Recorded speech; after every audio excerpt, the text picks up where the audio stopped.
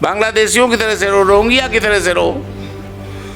आप यहाँ पर हमारी बराबरी में कैसे रहोगे? ये जो भूल है ये मोदी जी को सुधार लेनी चाहिए। और मोदी जी अगर न सुधार पावें तो थोड़े दिन के लिए योगी जी को प्रमोट कर दें, एक आध 6 महीने के लिए प्रधानमंत्री कार्यवाहक इनको बना दें, और मैं समझता हूँ जो मेरी मांग है मान ली जाएगी।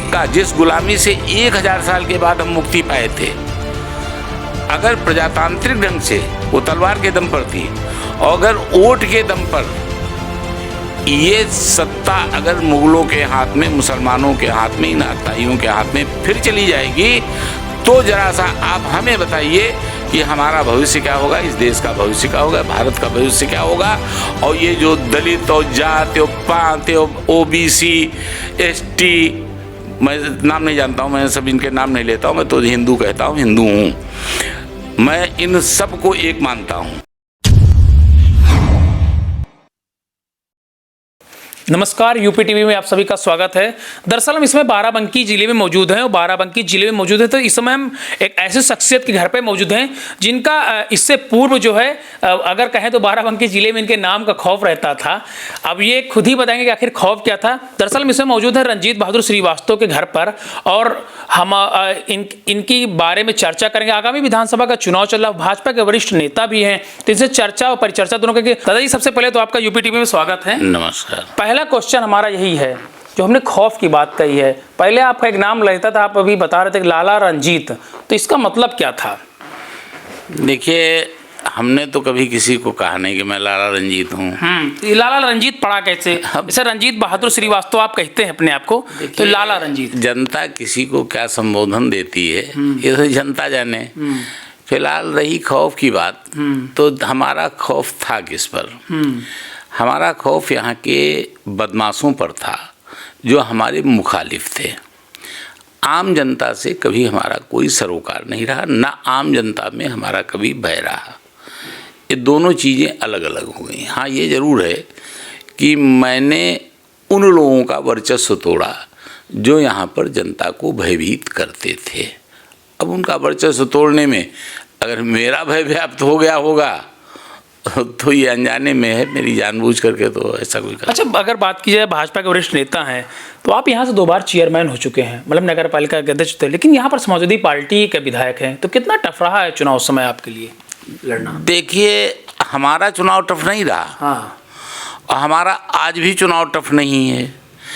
एक फार्मूला है, ये समाजवादी का गढ़ नहीं है जो आप कह रहे हैं। थोड़ा सा मैं आपकी, ये विपक्ष का गढ़ का है। यहाँ पे संग्राम सिंह 2 बार विधायक हुए, बहुजन समाज पार्टी से हुए।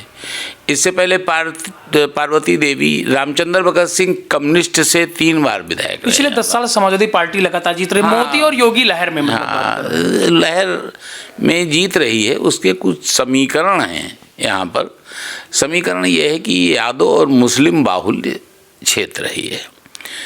मैंने आपको बताया कि 80-85 हज़ार यादव और 90-95 हज़ार मुसलमान, 4 लाख की वोटर संख्या, 47-48% तो यही हो गए।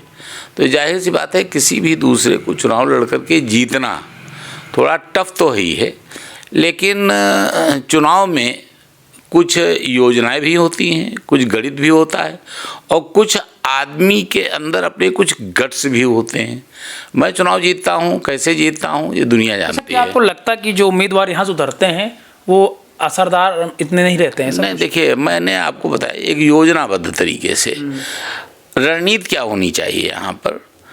जो मैं करता आ रहा हूँ वही प्रत्येक व्यक्ति को करना चाहिए।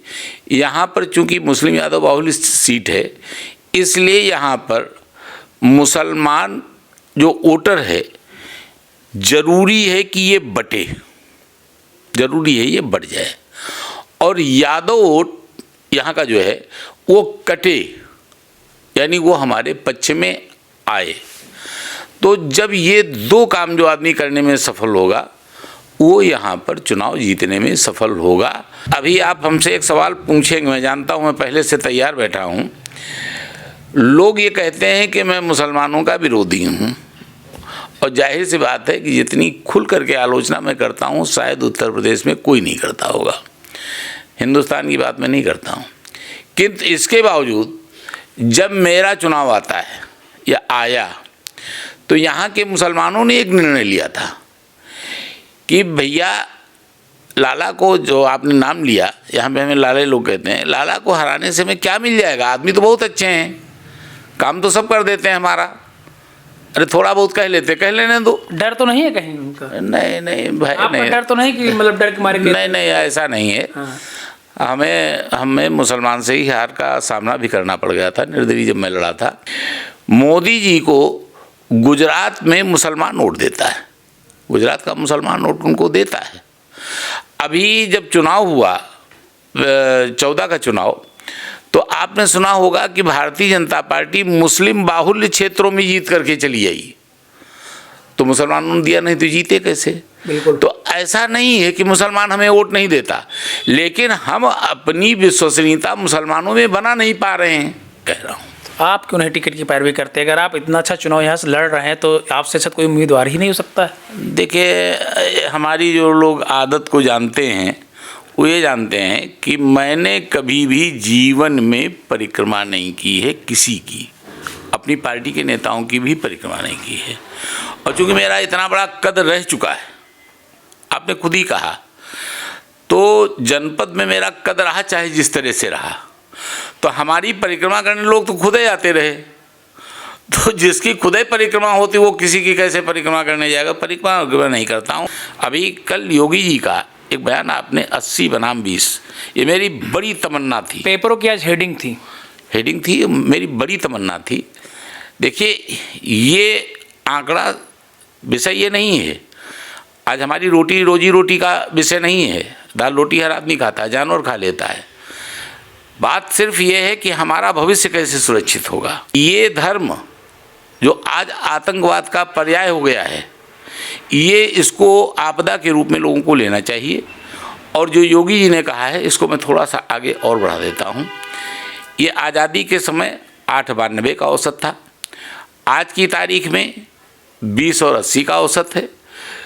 कल आने वाले 5 साल के बाद या 10 साल के बाद ये 30-70 हो जाएगा, कभी 40-60 हो जाएगा, और हो सकता है 50-50 हो जाए।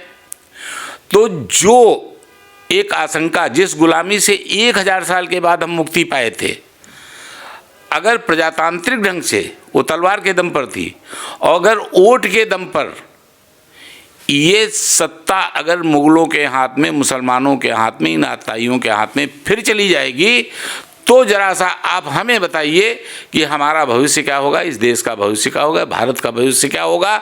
और ये जो दलित और जात और पांत और OBC ST, मैं नाम नहीं जानता हूँ, मैं सब इनके नाम नहीं लेता हूँ, मैं तो हिंदू कहता हूँ, हिंदू हूँ, मैं इन सब को एक मानता हूँ। तो ये जो चल रहा है, ये न जाने कहाँ जाएगा, और जिस जगह से तुम चले थे उसी जगह पर वापस आ जाओ। यही गलती 1947 में हो गई आज़ादी के बाद। अंबेडकर चाहते थे कि यहाँ से मुसलमान चला जाए और हिंदू पाकिस्तान का यहाँ आ जाए, नहीं हो पाया, ऐतिहासिक भूल हो गई। और ऐतिहासिक भूल के परिणाम आप देख रहे हो। इसी संविधान के तहत जो परिवर्तन हमें आगे भविष्य का दिखाई पड़ रहा है, मैं किसी की बुराई नहीं कर रहा हूँ, मैं मानवता का विरोधी नहीं हूँ, लेकिन जो मानवता का खुद ही विरोधी हो जाए उसके लिए क्या कहना चाहिए। तो ये जो ऐतिहासिक भूल उस समय हुई थी, मैं उस भूल की तरफ आपको ध्यान दिलाना चाहता हूँ। अगर ये मुसलमान यहाँ पर रह गए थे 2.5-3 करोड़, 8% रह गए थे, इनको उसी समय संविधान में 2930 धारा तो इनके लिए स्पेशल ले आई गई, जिसकी ये रक्षा करना चाहते हैं, दलितों के साथ मिल करके इनको विशेषाधिकार दे दिया गया। तो कहने का मतलब ये विशेषाधिकार तो होने नहीं चाहिए था, इनका मताधिकार छीन लेना चाहिए था। आप रहते यहाँ, आपको रहने से कोई नहीं रोकता। रोहिंग्या नहीं रह रहा है, बांग्लादेशी नहीं रह रहा है, मतलब वो मताधिकार करने का अधिकार नहीं होना चाहिए। मताधिकार का अगर अधिकार न होता तो ये जनसंख्या विस्फोट भी नहीं करते, ये जनसंख्या विस्फोट नहीं करते।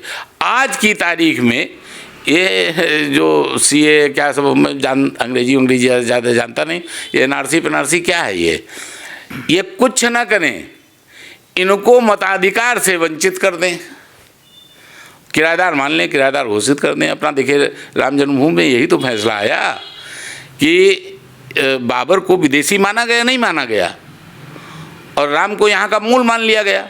तो जब राम को मूल माना गया तो मंदिर को माना गया, बाबरी मस्जिद ध्वस्त का आदेश नहीं हुआ। तो ये सुप्रीम कोर्ट का भी फैसला है कि आप विदेशी हैं, तो जब विदेशी हैं तो किराएदार बन करके रहो, शरणार्थी बन करके रहो, बांग्लादेशियों की तरह से रहो, रोहिंग्या की तरह से रहो। आप यहाँ पर हमारी बराबरी में कैसे रहोगे? ये जो भूल है ये मोदी जी को सुधार लेनी चाहिए। और मोदी जी अगर न सुधार पावें तो थोड़े दिन के लिए योगी जी को प्रमोट कर दें, एक आध 6 महीने के लिए प्रधानमंत्री कार्यवाहक इनको बना दें, और मैं समझता हूं जो मेरी मांग है मान ली जाएगी। और वो इस बात पर मान नहीं रहे हैं। देखिए आज कितने बयान इस बात पर आ रहे हैं कि मैं आतंकी बनना पसंद करूंगा। मुशरिकों के खिलाफ जो अल्लाह और रसूल को उनके मानने वाले नहीं हैं, उन पर मेरा भय और आतंक पैदा हो।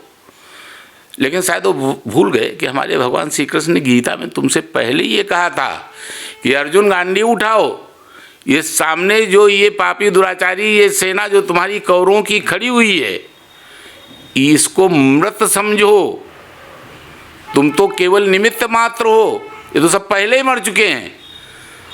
तो मैं अपनी गीता के उपदेशों को भूल रहा हूँ। मैं अगर अर्जुन की निगाह से देखना चाहूँ और अपनी भी निगाह से देखना चाहूँ, मैं क्यों नहीं डरता हूँ? मैं इनको सबको मृत समझता हूँ। मैं भगवान श्री कृष्ण का, भगवान राम का भक्त हूँ। ये हमारे सामने सब मृत हैं। लोग कहते हो, देखिए मैं इतना कहने के बावजूद हमारे पास कोई साइडो कोई हमने पुलिस ले रखी है? नहीं ले रखी। मुर्दों से क्या डरना? मुर्दों से कोई डरता है? मैं भी नहीं डरता हूँ। मैं दावे के साथ कहता हूँ कि मौर्य, हमारे यहाँ वोट है 7-8 हज़ार वोट है विधानसभा में, स्वामी प्रसाद मौर्य यहाँ पे सम्मेलन बुला लें और मैं रंजीत बहादुर सम्मेलन बुला लेता हूँ।